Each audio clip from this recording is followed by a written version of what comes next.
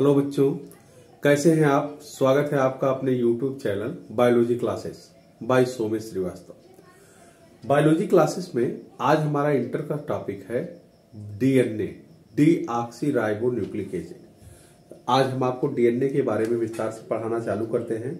ये chapter wise DNA है, इसको हम थोड़े थोड़े पार्ट में करके पढ़ते हैं क्योंकि ये बहुत लॉन्ग चैप्टर है। इसमें डीएनए क्या है, डीएनए की संरचना क्या है, कैसे इसको इसने खोजा, कैसे हम सिद्ध करते हैं डीएनए आनुवंशिक पदार्थ है, डीएनए का द्विगुणन क्या होता है, डीएनए के विभिन्न पहलुओं को हम इस वीडियो में छोटे छोटे पार्ट में इसको जानेंगे। आज हम डीएनए से संबंधित पहला पार्ट पढ़ाने चल रहे हैं। ये डीएनए पार्ट 1। इस पार्ट में हम आपको डीएनए की विशेषता बताएंगे, आनुवंशिक पदार्थ की विशेषता बताएंगे और आनुवंशिक पदार्थ की खोज कैसे हुई इसके बारे में आपको पढ़ाते हैं। सबसे पहले हम डीएनए का पूरा नाम जानते हैं। डीएनए का फुल फॉर्म होता है deoxy ribo nucleic acid. Deoxy ribo nucleic acid ये डीएनए का पूरा नाम है। डीएनए जैसा कि आज हम सभी लोग जानते हैं कि डीएनए आनुवंशिक पदार्थ है। ये लक्षणों को एक पीढ़ी से दूसरी पीढ़ी में ले जाने का कार्य करता है। इसके अतिरिक्त डीएनए हमारे शरीर के जितने भी दृश्य रूप प्रकटन हैं, जितने भी हमारे शरीर में लक्षण दिखाई दे रहे हैं, उन सभी लक्षणों का ये नियंत्रक भी होता है। ये आनुवंशिक पदार्थ होने के साथ साथ शरीर के सभी लक्षणों का ये नियंत्रण भी करता है। लक्षणों को ये प्रकट करने का काम प्रोटीन के माध्यम से करता है। अगर डीएनए हमारे शरीर में इतना कार्य कर रहा है तो कुछ ना कुछ इसकी विशेषता होनी चाहिए। क्या क्या डीएनए की विशेषता होनी चाहिए या एक आनुवंशिक पदार्थ की क्या विशेषता होनी चाहिए, इसके बारे में हम सबसे पहले जानते हैं। सबसे पहले हम ये जानते हैं कि किसी आनुवंशिक पदार्थ में क्या विभिन्नताएं होनी चाहिए। पहली चीज बेटा कि वर्तमान समय में लगभग 20 लाख से भी अधिक प्रकार के जीव जातियों की खोज हुई है।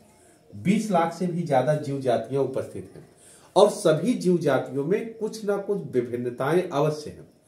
अगर 20 लाख प्रकार की जीव जातियां हैं और केवल हम एक सपोज करें कि केवल एक जीवधारी में एक प्रकार की विभिन्नता है, तब भी कम से कम 20 लाख प्रकार की विभिन्नताएं जीवधारियों में होनी चाहिए। लेकिन हम जानते हैं बेटा कि जीवधारियों में असीम विभिन्नताएं होती हैं। इसका मतलब 20 लाख जीवधारी में भी विभिन्नताएं असीम है। अगर विभिन्नताएं असीम है तो आनुवंशिक पदार्थ के रूप में डीएनए में भी असीम विभिन्नताएं होनी चाहिए। अगर कोई पदार्थ आनुवंशिक पदार्थ है तो आनुवंशिक पदार्थ के रूप में सबसे पहली शर्त इसकी है कि इसमें असीम विभिन्नता हो, असीम विविधता हो, क्योंकि 20 लाख प्रकार के जीवों में असीम विविधता पाई जाती है। और ये लक्षणों को अगर एक पीढ़ी से दूसरी पीढ़ी में ले जा रहा है तो जितने भी आनुवंशिक पदार्थ हैं, उन आनुवंशिक पदार्थों में सबसे पहली शर्त यही है कि उसमें असीम विविधता होनी चाहिए, जिससे ये असीम लक्षणों को, असंख्य लक्षणों को एक पीढ़ी से दूसरी पीढ़ी में पहुंचा सके। पहली विशेषता ये आनुवंशिक पदार्थ की होती है। दूसरी विशेषता ये होनी चाहिए कि चूंकि शरीर में लक्षण बहुत ज्यादा है, हमारे शरीर में लक्षण असंख्य है। लक्षण असंख्य है तो इतने लक्षणों को एक पीढ़ी से दूसरी पीढ़ी में पहुंचाने के लिए सभी आनुवंशिक पदार्थ को बृहत अणु होना चाहिए। ये माइक्रोमॉलिक्यूल होने चाहिए।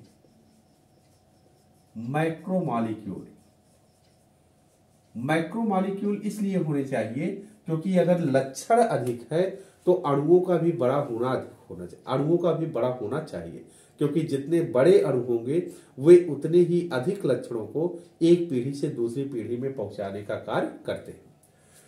तीसरी चीज, जैसा कि हम जानते हैं कि अगर हमारे शरीर में कोई भी पदार्थ है तो उसका उपापचय होता है। उपापचय के फलस्वरूप वो नए बनते रहते हैं, टूटते रहते हैं, उनका अपघटन होता रहता है। लेकिन आनुवंशिक पदार्थ में कोई भी उपापचय क्रिया के फलस्वरूप अपघटन नहीं होना चाहिए। जो उपापचय क्रियाएं हैं, ये उपापचय क्रियाओं के रूप में अपघटित ना हो, उपापचय क्रियाओं में इनका विखंडन ना हो, बल्कि ये हमको जनकों से प्राप्त हो। ये जनकों से संतानों में पहुंचे। उपापचय फलस्वरूप, क्रियाओं के फलस्वरूप ना तो इनका विघटन हो ना ही इनका निर्माण हो, ये बल्कि जनकों से कहां पहुंचे बेटा? संतानों में। ये आनुवंशिक पदार्थ की तीसरी विशेषता है। चौथी विशेषता ये है कि अगर आनुवंशिक पदार्थ जनक से संतानों में पहुंच रहे हैं तो इनमें स्वतः द्विगुणन की क्षमता होनी चाहिए, स्वाद्विगुणन होना चाहिए। जितने भी आनुवंशिक पदार्थ हैं ये स्वतः अपनी प्रतिलिपियां बनाए, एग्जैक्ट फोटोकॉपी बनाए, जिससे जनकों के लक्षण संतानों में एग्जैक्ट रूप से पहुंचे, एग्जैक्टली पहुंचे। इनमें अपनी फोटोकॉपी बनाने की क्षमता अवश्य होनी चाहिए और इस क्षमता को हम स्वतः द्विगुणन कहते हैं। जितने भी आनुवंशिक पदार्थ हो उनमें स्वतः द्विगुणन की क्षमता अनिवार्य है। पांचवी इसकी विशेषता यह है कि हम जानते हैं कि हमारे शरीर में जितने भी लक्षणों का प्रकटन है, जो लक्षण हमारे शरीर में दिखाई दे रहे हैं, चाहे वो प्लांट हो चाहे एनिमल हो, अगर उसमें लक्षण दिखाई दे रहे हैं तो लक्षणों का प्रकटन किसी न किसी प्रोटीन के कारण होता है। प्रोटीन ही लक्षणों का प्रकटन करता है। जो एक्सप्रेशन है लक्षणों का, वो एक्सप्रेशन प्रोटीन के द्वारा होता है। तो डीएनए में ये क्षमता होनी चाहिए कि वे लक्षणों को प्रकट करने के लिए आवश्यकता अनुसार प्रोटीन का निर्माण कर ले। ये हमारे डीएनए या आनुवंशिक पदार्थ की विशेषता होनी चाहिए। जो हमारा आनुवंशिक पदार्थ है उसकी विशेषता ये होनी चाहिए कि ये आवश्यकता अनुसार लक्षणों को प्रकट करने के लिए आवश्यकता अनुसार प्रोटीन का निर्माण कर सके। इनमें प्रोटीन निर्माण के कूट होने चाहिए जो लक्षणों के प्रकटन में सहायता करते हैं। चौथी ये है कि जैसा कि हम जानते हैं कि वातावरणीय दशाएं हमेशा बदलती रहती हैं। अगर वातावरणीय दशाएं बदल रही हैं तो शरीर को उनके अनुकूल होना पड़ता है। अगर हम वातावरण के अनुकूल नहीं होंगे तो इस पृथ्वी पर एग्जिस्ट नहीं कर पाएंगे। और वातावरण के अनुकूल होने के लिए हमारे शरीर में नए लक्षणों का प्रकट होना भी आवश्यक है। कुछ पुराने लक्षण गायब हो, कुछ नए लक्षण प्रकट हो, तभी हम अपने आप को वातावरण के साथ जीवित अवस्था में रख सकते हैं। और लक्षण अगर परिवर्तित हो रहे हैं तो डीएनए में भी कुछ ना कुछ वातावरण के कारण परिवर्तन की क्षमता होनी चाहिए। जो आनुवंशिक पदार्थ है उन आनुवंशिक पदार्थ में वातावरण के साथ कुछ ना कुछ परिवर्तन की क्षमता अवश्य होनी चाहिए।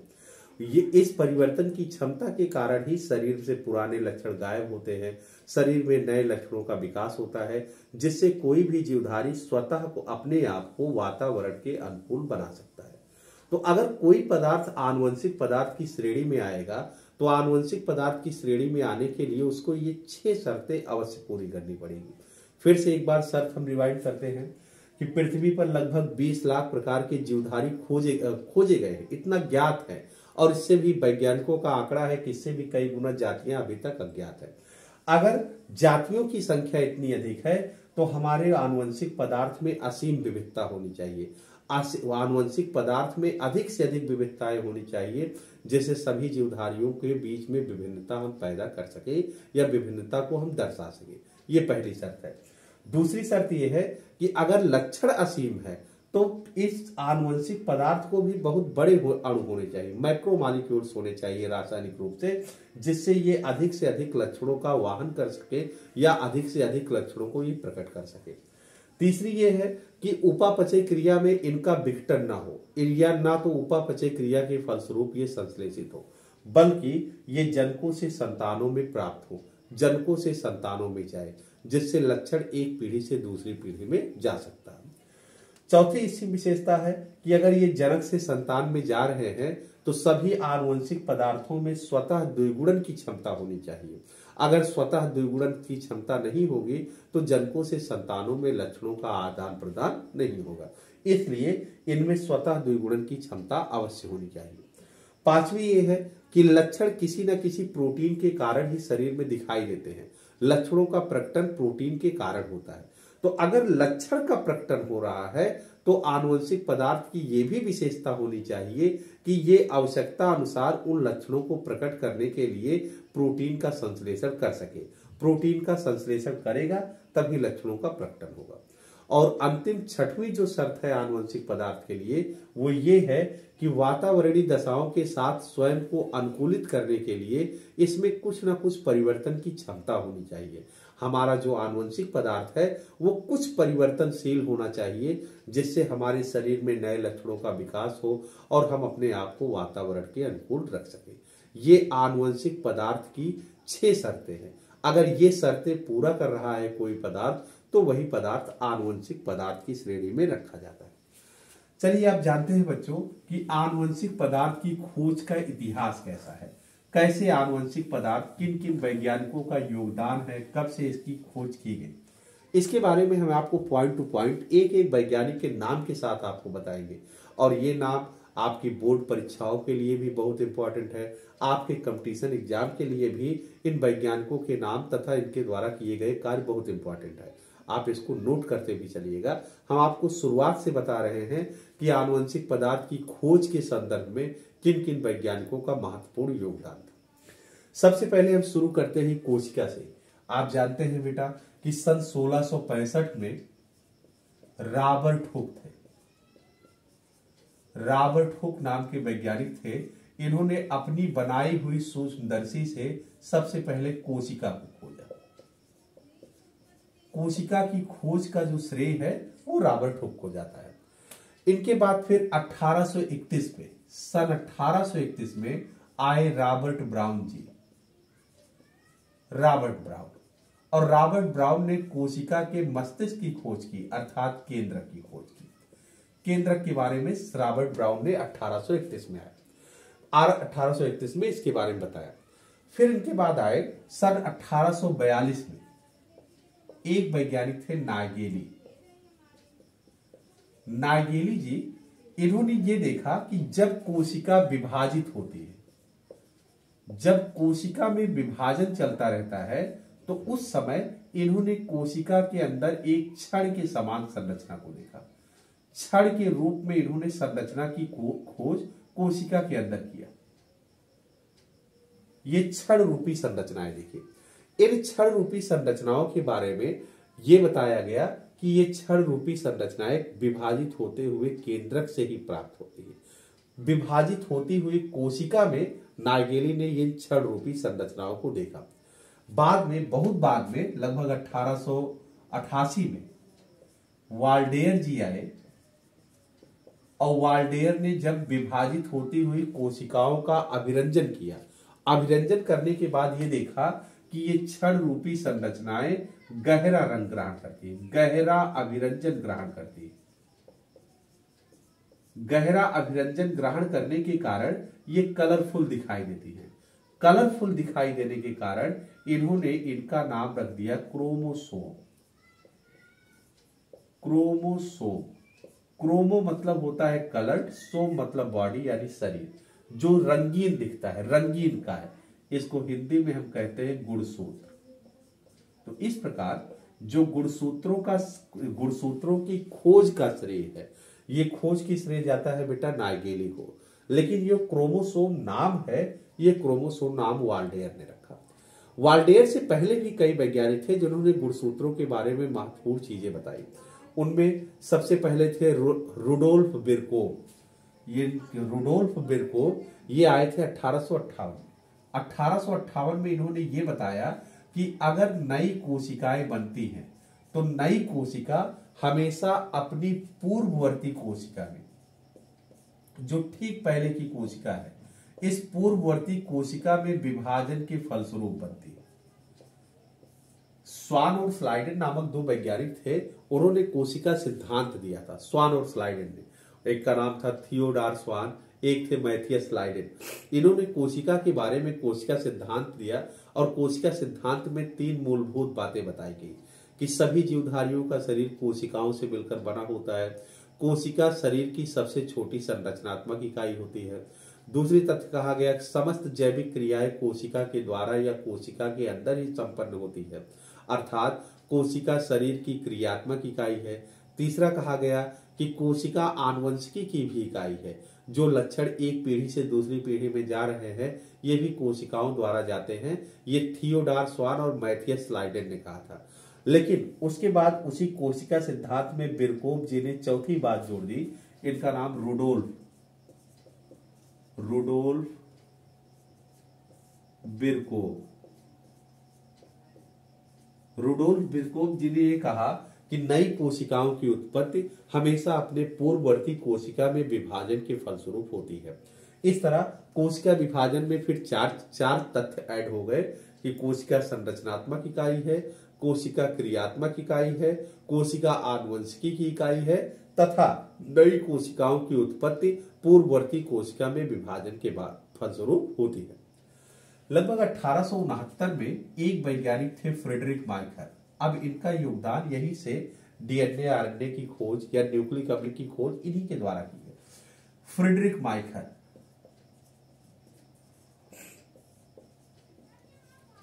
माइकर जी ये अध्ययन कर रहे थे पस कोशिका का।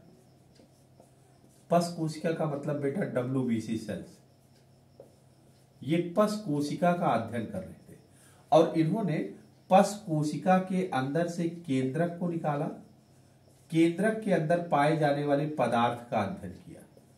पहले सभी लोगों की मान्यता ये थी कि केंद्रक के अंदर शुद्ध प्रोटीन पाया जाता है और प्रोटीन की विशेषता ये होती है कि प्रोटीन में सल्फर की मात्रा अधिक होती है जबकि फास्फोरस की मात्रा कम अथवा ना के बराबर होती है, नगण्य होती है।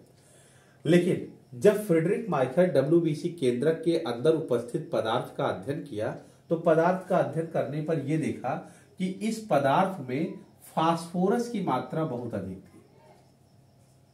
फास्फोरस बहुत अधिक था जबकि सल्फर की मात्रा ये नगण्य थी, सल्फर बहुत कम था। तो इन्होंने कहा कि केंद्रक के अंदर प्रोटीन नहीं पाया जाता है, क्योंकि अगर प्रोटीन मिलता तो प्रोटीन में सल्फर ज्यादा होता, फास्फोरस कम होता, जबकि इसका विपरीत हो रहा है। केंद्रक के अंदर जो पदार्थ मिल रहा है उस पदार्थ में फास्फोरस की मात्रा अधिक थी और सल्फर की मात्रा कम थी। चूंकि इन्होंने इस पदार्थ को निकाला था केंद्रक से, इसलिए केंद्रक को इंग्लिश में न्यूक्लियस कहते हैं, न्यूक्लियस से इस पदार्थ को निकाला, इसलिए फ्रेडरिक माइकर ने इस नए पदार्थ का नाम रख दिया न्यूक्लियन। जो न्यूक्लियन नाम है, ये न्यूक्लियन नाम फ्रेडरिक माइकर ने रखा। फ्रेडरिक माइकर ने नए पदार्थ की खोज केंद्रक में किया और उस पदार्थ को नाम इन्होंने दे दिया केंद्रक। न्यूक्लियस से निकालने के कारण इसका नाम रख दिया न्यूक्लियन। इनके बाद एक वैज्ञानिक आए फ्लेमिंग।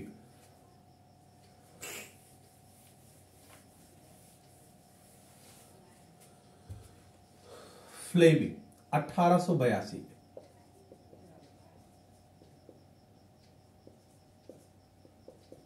फ्लेमिंग ने यह देखा कि अगर कोशिकाएं विभाजित हो रही हैं तो विभाजित होती हुई कोशिकाओं में गुणसूत्रों के लंबाई के बराबर ही आधे भाग में गुणसूत्रों की छड़ों को देखा।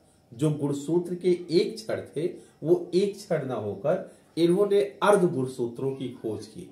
विभाजित होती हुई कोशिका में यह देखा कि जो गुणसूत्र हैं वो समान लंबाई के दो भागों में बंट जाते हैं। समान लंबाई के दो भागों में ये बंट रहे हैं, इसकी खोज इन्होंने फ्लेमिंग ने किया। फ्लेमिंग के बाद आए